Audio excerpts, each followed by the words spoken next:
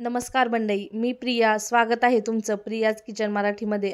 आज आपण बघणार आहोत अर्धा किलोच्या प्रमाणात आंबट गोड तिखट आवळ्याचं लोणचं कसं बनवायचं ते. चला रेसिपीला सुरुवात करूया. या ठिकाणी मी फ्रेश असे अर्धा किलो आवळे घेतलेले आहेत.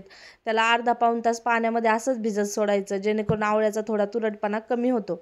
त्यानंतर आता एका स्टीम करण्यासाठी आपल्याला आवळे ठेवायचे आहेत. इडली पात्रामध्ये मी पाणी ठेवलं आणि वरती चाळणीत घालून आवळे 10 ते 15 मिनटं अशा पद्धतीने आपल्याला स्टीम करून घ्यायचे आहेत.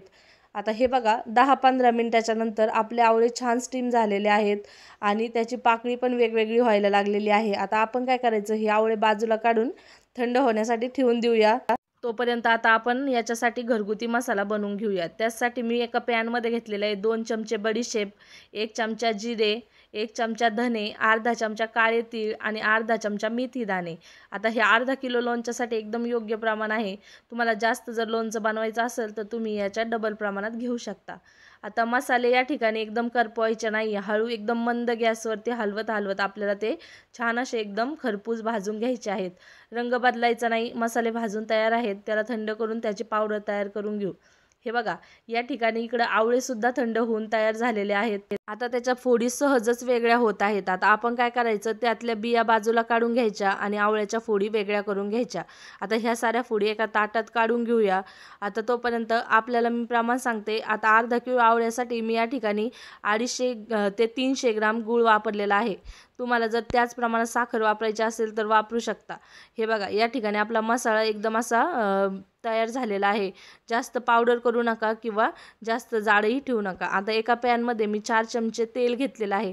तुम्हाला हवं ते तेल तुम्ही या ठिकाणी वापरू शकता. तेल थोडंसं गरम झालं की लगेच त्यात 1 चमचा बडीशेप, अर्धा चमचा काळे तीळ आणि अर्धा चमचा हिंग घालायचं आणि छान आता आपल्याला हे मस्त परतून घ्यायचं. आता वरून थोडेसे अर्धा चमचा मी मेथी दाणे घातलेले आहेत. ऑप्शनल आहेत, तुम्हाला जर अशा आवडत असतील तर घाला, वरून नाही घालायचे असेल नाही घातले तरी पण चालेल. आता हे एकदम कमी गॅसवरती प्रोसिजर करायची सुरुवातीची.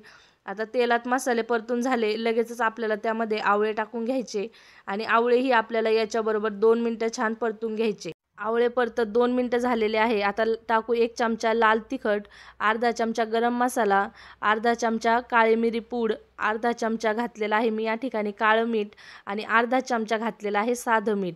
आता वरून सगळा मसाला टाकून द्यायचा आणि याला छान असं 2 मिनटं एकदा मिक्स करून घ्यायचं आणि आणखी 1-2 मिनटं चांगलं परतून घ्यायचं. जास्त याला परतायचं नाही. ही सगळी प्रोसिजर एकदम कमी गॅसवरती करायची आहे.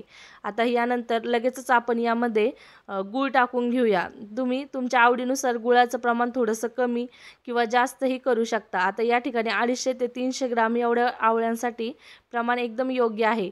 आता गूळ टाकून घ्यायचा. गूळ शक्यतो बारीक किसून किंवा कुटूनच घ्या, जेणेकरून तो लवकर आवळ्यात एकजीव होईल आणि जास्त ओव्हरकुक होणार नाही. आता ह्या आवळ्याच्या मिश्रणात आपल्याला पूर्ण गूळ हा एकत्रित करून घ्यायचा आहे आणि 5 ते 7 मिनिटात आपल्याला त्याला चांगलं कमी गॅसवर शिजून घ्यायचं आहे. हे घट्ट होत आलं तर समजायचं आपलं लोणचं बनून तयार आहे. आता याला 2-4 तास चांगलं असं थंड होऊन द्या, नंतरच डब्यात भरा, जेणेकरून आपलं लोणचं खराब होणार नाही. आता सुरुवातीला पातळ वाटतंय, पण थंड झाल्यावर ते भरपूर घट्ट होणार आहे. आवळ्याचं लोणचं बनवून तयार आहे. कसं वाटलं कमेंट करून नक्की सांगा.